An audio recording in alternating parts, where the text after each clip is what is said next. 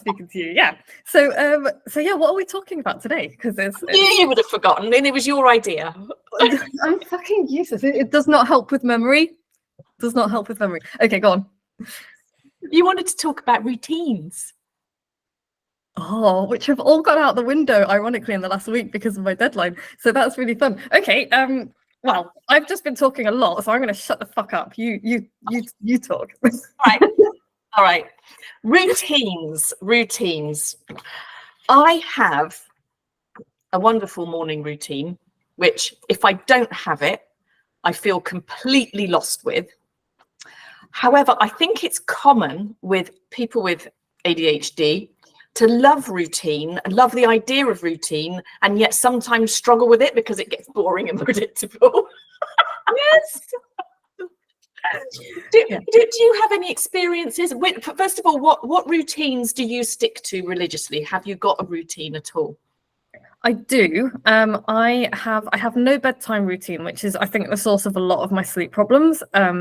Because isn't that a hilarious thing? I'm going off on a slight tangent, but like people who have ADHD often have sleep problems, and lack of sleep just exacerbates all of the symptoms, and it's like a really cruel, vicious circle. Like, anyway, but I feel like there are things that we can do. But yeah, my morning routine, I have a really good morning routine as well. So in theory, I get up at 6, but what actually happens is I get up about 6:30, 7:15. I go for a stagger around the village, just a 10-minute like run. If anyone talks to me, I literally pull my cap down and growl at them, because I'm like, why would you speak to someone before 7 o'clock in the morning? Like, just why? And then I come straight back into my office and I do 7-minute yoga thing just to stretch out afterwards. Very specific 7 minutes. It is, because it's my it's my yoga with Adrian specific 7-minute post-run workout video. I can actually quote the whole thing. I've done it in the office. And then I have a shower, and then I have a cup of tea, and then I kind of come in and get working. And if I don't do those things, I feel wrong. Yeah, I know exactly how you feel about that. So my morning routine is the alarm goes off at 6. Like you, sometimes I'll stay around a little bit in a bit of a daze before I get up. Usually I'm up by sort of 15:15. I go downstairs, cuddle the dog, and immediately give him his breakfast. If I don't do it immediately, sometimes he doesn't get fed till 11 a.m. And he's wandering around going, while he's being fed, I have to go to the cupboard that he usually lays in front of, because it's the only time I can access it, and get my vitamins out of the cupboard, because he lays in front of the vitamin cupboard. So I chuck those out and give that, like, portion them out to me and Kev, make myself a coffee, and then I will sit and do my journal with my coffee before I go to the gym. After the gym, after I've done my workout, I stretch, and then I have to do a meditation straight afterwards, because if I tell myself I'll do it a little bit later, then I don't do it.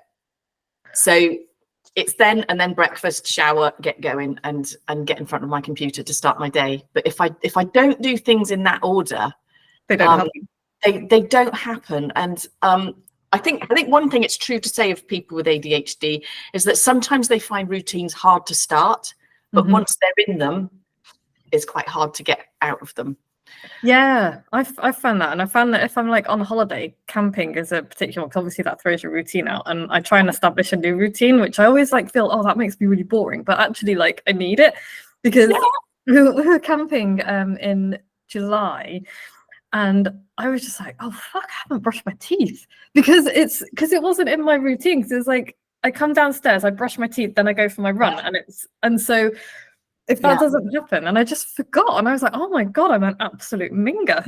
Yeah, I know. It's so easy to forget this stuff though, isn't it? If it's not, because I think one of the reasons we enjoy routines as ADHDs, and of course we're being general here because everybody experiences differently, is that it takes away decision fatigue. You don't have to think, do you? It's like, if I have a free day to do anything I want, I usually end up like feeling a little bit tearful, because I'm like, I don't know what to do. Yeah, I know. And like, I will plan my day, like, because I think before I got my diagnosis, Joe, I think it used to really frustrate Joe, not because he was annoyed by me, but because he just wanted to see me chill out. And like, because I find that very difficult. But like I will plan the weekends, I will plan my free days. And I think the reason that I do that is exactly like you, because it's just like otherwise I'm just gonna sit, like I will sit there and my monkey brain will wait for instructions to be input, like somebody's inputting into a computer. And it's like if I don't get those instructions, I am just gonna sit there and either doom scroll or cry or, you know, or just be like super overwhelmed. And it's just, you know, I've had arguments, not arguments, but like arguments with Joe about like, oh, what do you want for dinner? Oh, I don't know, YouTube. And I'm like, I literally cannot choose. I can't. Yeah. Oh God. I had a really funny experience with Kev at the weekend. Just talking about choosing, because we think Kev, although he hasn't been diagnosed, he shows a lot of traits of ADHD. He was saying, I really want to take you out on a date tonight, because I'd had a big long day with the grandchildren. I was knackered, didn't feel like cooking. Let's go on a date. And we're like, where should we go? And we couldn't decide where to go. And I was coming up with all these strategies to make decisions. The first thing was, let's go to the first pub in a radius that we haven't been to together before. Any pub or restaurant that we haven't been to, let's go to something new. When you've lived somewhere for 15 years, it's really hard to, you know, your radius is large, all right? Well, I think we ended up in Birmingham or something like that. And the next one was, okay, let's think of let's Google a random letter and go to the first restaurant or pub starting with that letter. He Googled E. Could we find anything starting with E? There was nothing. There is no pub called the Elephant. It's just like, and I think at one point I went to get this pack of angel cards that somebody had given me. And let's go for inspiration from the angels. And it was like, oh my God, we literally couldn't decide where to go. It was horrible. And in the end, we just got in the car. I said, right, we're going to drive somewhere. We're just going to drive anywhere and see where our inspiration takes us. And it was just like so hard to make a decision. That was a very elaborate way of saying we can't decide what to eat, isn't it? Same thing for choosing films on the TV. I can spend longer trying to choose than. I know, and then it's like, well, it's bedtime now.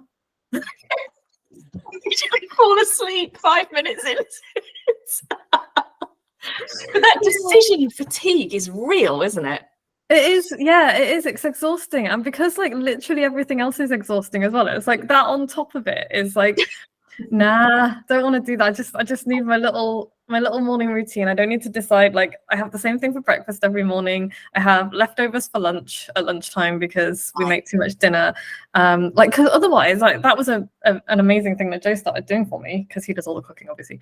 But otherwise, he would come home and be like, "What have you eaten today?" And I would be like a packet of Maltesers, and that would have been my lunch. Or I had like a piece of dry bread, and he's just like, what? And I was like, but it was easy. I could just like yeah. I can relate to that. I can totally relate to that. It's like before I understood what it was all about and how I was different, I used to really beat myself up thinking I'm an intelligent woman and I cannot make simple decisions for myself. Yeah. Something that came out when I had my first sort of like bout of real bad depression in my mid-30s. I went to my therapist and I said, the weekends are so much worse for me than the weekdays, because the weekday I had some kind of structure. I used to take the kids to school, go to work. That had quite a nice routine. I always had the routine of getting the kids to bed at a certain time frame. When that wasn't there for me at the weekends, I was suffering so much on the inside. It was like so painful. Yeah. And I couldn't understand why the weekends, which should be like fun and free, were horrible for me. Well, that's like the other pressure as well, is like, oh, you should enjoy your weekends, and then you feel shame about that as well, because it's like, well, why am I not, like, what's wrong with me? Why is everybody else having a lovely lie-in and I'm like wanting to set fire to the world? Exactly. It does really add to the feeling of freakishness, doesn't it? It does, yeah. But yeah, I don't know, routines are like you say, it's like that lack of structure and that lack of routine. But what you said at the beginning, I find really funny, because I do get really bored of routines as well. So like I don't alter my morning routine, because that really does destroy my day if I don't do that, even if I find it boring. And also I'm not really awake. But like other routines, I have to switch them up every now and then, every few months. Right. Or like I will eat, like I spent about 9 months eating nothing but poached eggs on toast for my lunch. And then one day I made poached eggs on toast and I was just like, I physically couldn't, and I was like, I can't eat this. And that was it for like about 6 months. I was like, absolutely not. Absolutely not. Yeah. And so then I went through a phase of having like raw mushroom sandwiches for lunch every day, which people think is really weird. But and then I was like, again, it was like, oh no, absolutely not. Can't eat that anymore. Mushrooms. Do you know what though? And here is the thing that I have to ask you. Yes. Do you find, so when I get like super overwhelmed with like work or sensory overload or like anything, I want beige food. Like I just want beige food because it's just like, 'cause I love spicy food. I love a curry, love spicy food. But if I'm like super overwhelmed, I'll be like, I will have a raw mushroom sandwich. Right. That will be my lunch, and it'll just be really comforting because it's really bland. Right. With me, I tend to go for sweet stuff when I'm overwhelmed. Okay. Carbs. If I can't find anything normal in my cupboard, like a biscuit or a bar of chocolate, I will invent something out of the ingredients in my larder that tastes sweet. Yeah. Sometimes it works well. And I know I'm mocking you for your mushroom sandwiches, but some of the shit I've eaten is just a handful of Tic Tacs and a packet of crisps. And then 3,000 calories before bed. Oh, yeah. But when I get stressed, I've always admired the people who get stressed and can't eat, because I go completely the other way. I just need lots of sugar and junk just to help me feel normal again. It's not a great strategy, I know, but but I think we must all have go-tos, mustn't we?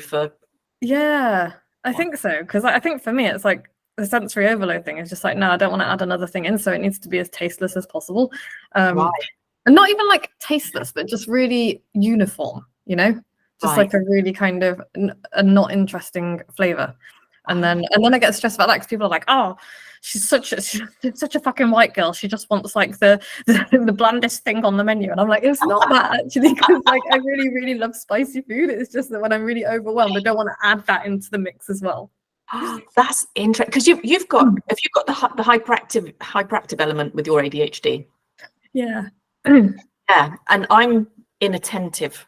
And I wonder if I was hyperactive as well, whether I would go down that route. And because I'm inattentive, I almost go for the I've kind of assumed it's for the dopamine hit off the sugar. Maybe, yeah.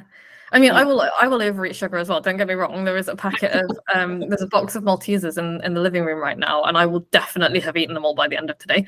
And I will also feel really sick. So so if it's there, it's like, and it's not even like the taste of it, it's the texture, because I'll peel the chocolate off the Malteser with my teeth and then I suck it. I love that. Yeah. And so, but then it's like a compulsive thing, so I'll keep doing that even when I'm like, I literally don't want to eat any more of these, and it's like, but I like the texture. So and that's interesting. I know we're sort of like going slightly off the topic of routine and onto like food now. It's like, this is what we do. This is how we roll.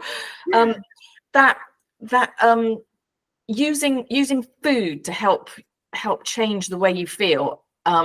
If I'm on like feeling stressed and I'm eating something, and I'll feel like, okay, I'm eating lots of biscuits here and I'm massively full, but I still need to try something else to see if that will help. And I'll move on from one thing to another until I just feel like vomiting. It's a kind of binge eating. It's a kind of eating disorder, I suppose. But it's like, I will just keep trying new things until it makes me feel better. And I think eventually I just fall into a coma and stop. Carb coma. Yeah. Thankfully, it doesn't happen very often. It's not something that's like a daily thing for me. Yeah, and it's not that much of a problem if it doesn't happen very often, I guess. But yeah, I do get that, because like they call it eating your feelings, don't they? I definitely do that sometimes. But also sometimes it's just like I really like how this, like, because I will compulsively pick at the skin on my fingers and on my lips and stuff as well. Yes. And so I think it's like, it's a similar kind of compulsive, like, picking thing, but it's just Maltesers going into my face or whatever it is.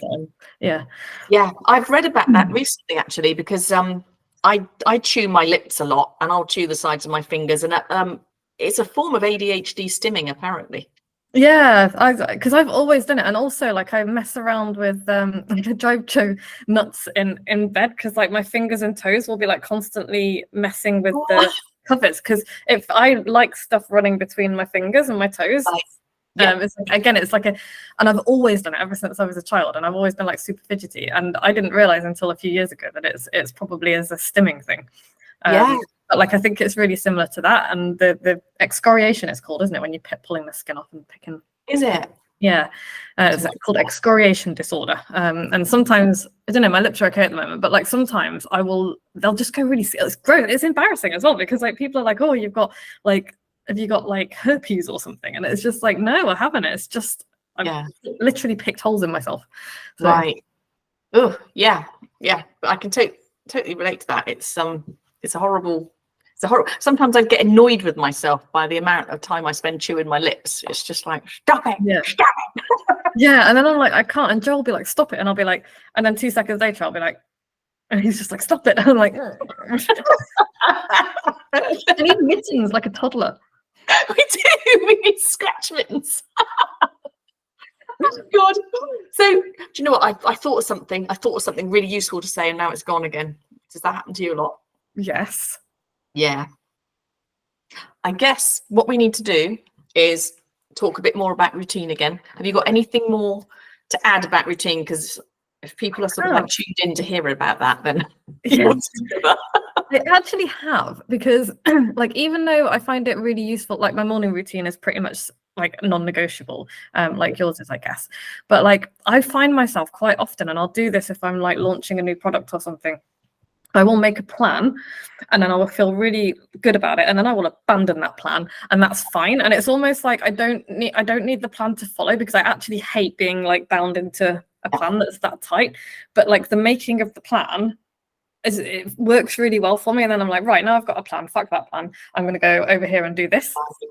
Is that? Yeah, I can relate to that. I first noticed that when I was studying for my O levels. I made a big revision plan and then went, fuck you, you don't tell me what to do. Yes. But it all looks such a good idea to start with, doesn't it? It looks like such a great idea. But I suppose I'm a bit like you. I do get things done. I always get things done, but it doesn't necessarily happen in the order that I first tell myself is a good one. Yeah. This is why, because like, and it's not that the plan is not. I'm thinking that now about what I do, which is writing books and things. But like, I will sometimes make an outline, and then I will just like, that'll be it. I won't think about it anymore. And it's like, right, screw that outline. Like you say, it's like I'm not gonna do that. You don't get to tell me what to do. But later on, it's like it actually becomes a tool, because then it's like, oh, I don't know what to write about today, so I can look back at that plan and just pick something off it, and that's when it becomes quite a useful thing. So I think sometimes I need to do the plan to get going, and then I'm like, right, I don't need that anymore. That is not a useful thing anymore. It's just right. Does that make sense? It lubed you up for the process. Oh my god, yes. That's so gross. I know. But also accurate, yes. We all need a bit of mental lube at times, don't we? It is such a horrible word, isn't it, lube? It is, it's really grim. It's like some people find the word moist disgusting. I don't find that word disgusting. It's fine, that word is. But yeah, no, that's gross. Yeah, so it's one of the, am I right in thinking it's kind of related, because you've done your new book, haven't you, which I haven't bought yet and I want to. It's what is it called? Don't eat the frog first, or something like that. I'm paraphrasing. Don't eat the frog. Yeah. Yes. Yeah, and you talk about how sometimes it's because you've mentioned this to me before, is that you need to kind of build up, warm up, don't you? To yeah, like a little warm up, or like and you know, you can kind of use physics as an example. It's like it's one of the hardest things in the world is to get an object moving from a state of standstill. Like it's really difficult. And so like what's worked for me and my theory is like just get moving in any direction. It's much easier to change direction than it is to start from a standstill. Yes. And so I'm like, if that means that I am like, I don't know, playing Lemmings on my phone for 5 or whatever, it's like as long as I am changing my state, it's like a change of state instead of diving straight in.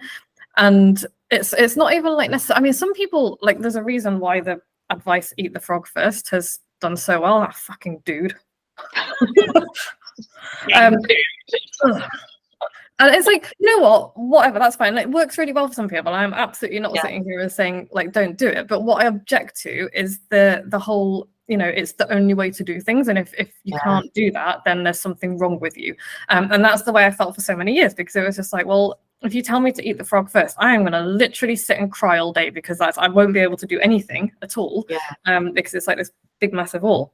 That, by the way, is the problem I have with the 5 a.m. club, which is currently all over LinkedIn. It's like, why is everybody so obsessed with the 5 a.m. club all of a sudden? And it's just like, if the 5 a.m. club works for you, awesome, but don't make out like it's the only thing that's going to make you successful. You can get in the bin with that nonsense.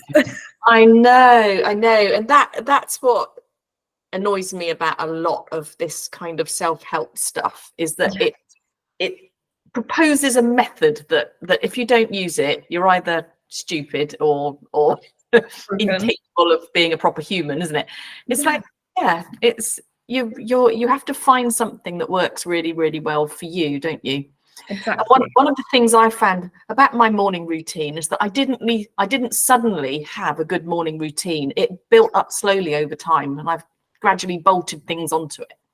Yeah, I found the same. Yeah, it wasn't like I read The Miracle Morning, and I roll my eyes at that as well. It's like, it wasn't like I read The Miracle Morning and then was like, this is exactly what I'm going to do, because it's like, that's not going to work for me. So it's like you say, it's evolved over time. Yeah. And I have read The Miracle Morning, and I have taken lots of stuff from it. But again, it's one of those things of it's very prescriptive, isn't it? Yeah, and that's the problem that I have with a lot of these ideas and these books. And it's just like, I don't have a problem with the idea itself. It's like, for some people it's going to be awesome, and they're going to read it and they're going to exactly do what the dude says, and it's going to change their life. But the problem I have with it is the way it's presented as this is the one true way, and that just makes people that it doesn't work for, which is me, feel like trash, because it's just like, well, oh, if this like, all knowing, all seeing dude on the top of his stupid little mountain is saying that this is the only way to do things, then I must be the one that's broken. And that's the problem with the whole wellness industry, in my humble but correct opinion. It's just like, absolutely, I'm with you. It's just a bunch of people kind of, and I have this problem with people who have written books as well, like authors who have written books, and they're just like, I've written a book, therefore I'm now going to teach everyone how to write a book. And it's like, no, you're going to teach people how you wrote a book. That's not the same thing. And that kind of, so that's the problem that I have with a lot of this kind of self-helpy stuff about routines and about productivity. It just doesn't work for people like us. Yeah, no, I'm totally with you on that. So if anybody listening has ever had feelings of not being good enough after trying to change something about themselves, then it's just that way didn't work for you. But it's one of the things that works for marketing, though, isn't it? It's you have to say it's fucking good. Everyone you have to say this is button. Exactly. Everybody wants something that's going to be the magic pill, don't they? Yeah, and nobody wants to do the work to figure out what's going to work for them, which is is the only way. It's the only way. It is the only way. So you say you are working on your evening routine. Working on it. Interestingly, so am I. Oh, are you? What are you doing? Yes. I'm starting off very, very slowly, and it's already not worked for me on several nights out of the first week. I'm sort of after dinner, walking the dog, and then going straight into a short yoga session, and then bath, and then relaxing in front of the TV. That is as simple as I'm starting at the moment, but I'm already finding it hard to make myself do the yoga. Right. And the yoga is there because I recognize that part of my neck problem has been due to the fact that I go to bed tense, and I'm trying to sort of like loosen up a bit before I go to bed.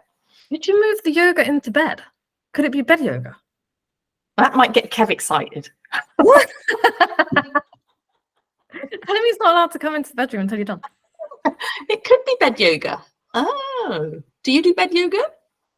No. Bed yoga a thing? I mean, it can be like, I'm just trying to kind of, because like it's the friction thing. It's removing friction, right, from routines. And like I'm thinking, okay, so you're gonna have to go to bed at some point. Presumably, you don't sleep on the sofa very often. So, so it's like you're gonna be in your bedroom at some point. So why not do 5 minutes yoga when you walk into your bedroom? That's a good idea.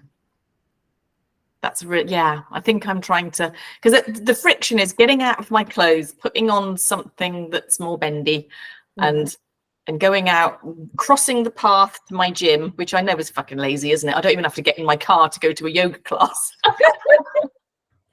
Yeah, maybe it's just there's too much friction, and I'm just not doing it. Can you like stack? Like I'm thinking about habit stacking as well now. Like, what can you stack underneath it and on top of it that you're already doing, and just sandwich the yoga in between it?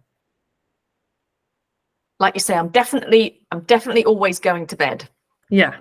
So I definitely always brush my teeth. So I could brush my teeth, do a bit of yoga, go to bed. Yeah. And like make it like really simple as well, because I used to be like, oh, I'm going to go for my run in the morning and then I'm going to do like half an hour's yoga. And it's like, I'm not going to do that. And I found a 7-minute yoga thing that is a perfect little post-run stretch. And so like make it like a minute. Make it a minute of yoga. Yeah. Yeah. With possibly the real emphasis going on my shoulders and neck, just to make sure that, because that's the goal. I know what the goal is. Yeah. But yeah, I've just made it too difficult for myself. Thank you for that. How about you? What's your plan? Do you know what? I struggle with the number of steps between the sofa and bed. So I'm like, oh, I've got to wash my face and brush my teeth and get my pajamas on. And I'm sure that like normos listening will be like, it's just hopefully nobody normal is listening. But like honestly, that seems like, when I'm tired, that seems like an insurmountable number of things between me and being in bed. And like what I want is to just be in bed. And so then I can't even just go to bed. Obviously not going to go to bed without brushing my teeth, because that's gross. And so it's just like the number of things. So I've tried so many things, and like I do it, but what happens is I end up just sitting on the sofa and doom scrolling. And so and Joe doesn't help, bless his heart. He's really good in so many ways, but like I've begged him, can we put the phones away? Like when we sit down for dinner, can we just put the phones away and like turn them off? Yeah. And it seems to work for a couple of days, and then we'll be watching something and I'll be like, oh, that actor. And like I am one of those people, like you cannot watch things with me, because I'll be like, what have they been in? Oh my gosh, they were in Buffy. And it'll be like one episode of Buffy for 5 minutes and I'll recognize them. But I can't remember what I talked to you about 2 weeks ago, but I can hold that piece of information in my mind, and it's just like, what the fuck? So so yeah, I'll be like, but now I have to know if I'm right. What else have they been in? And oh my god, they've been in that as well, and I think I recognize them from there. And then it'll just turn into a thing. And if I don't look them up, I will literally bounce off the walls, because it's just like it's an unanswered question in my tiny little monkey brain.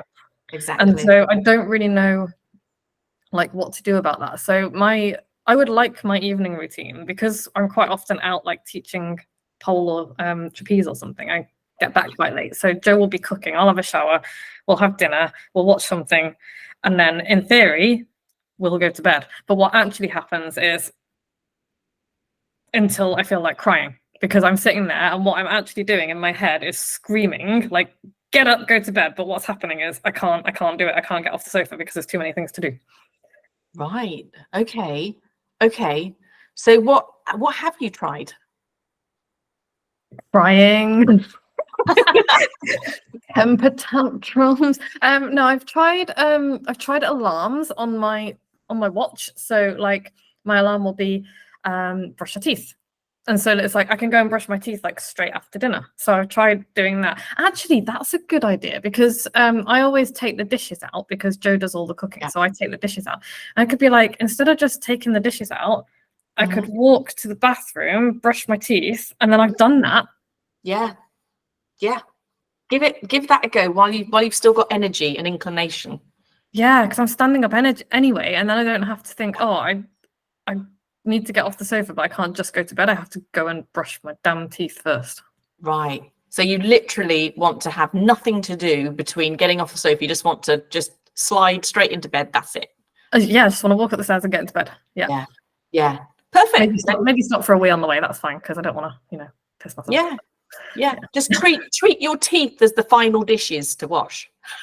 Yeah, I love that idea. Yeah, my teeth. I mean, I'm not going to wash the dishes. Joe does that as well because I am a terrible human. But get Joe to brush your teeth for you.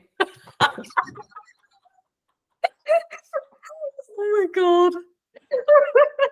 Yeah, no. Just like, I actually considered that for a second, and I was like, that's ridiculous. Oh, brilliant. Yeah, so yeah, that would be my suggestion to start with, is just do it while you're moving, Okay, well, shall we both like spend the next week? You try doing your mini bedroom yoga, and I will try, treating my teeth like dishes, and we'll see how that goes, and we'll report back in a week.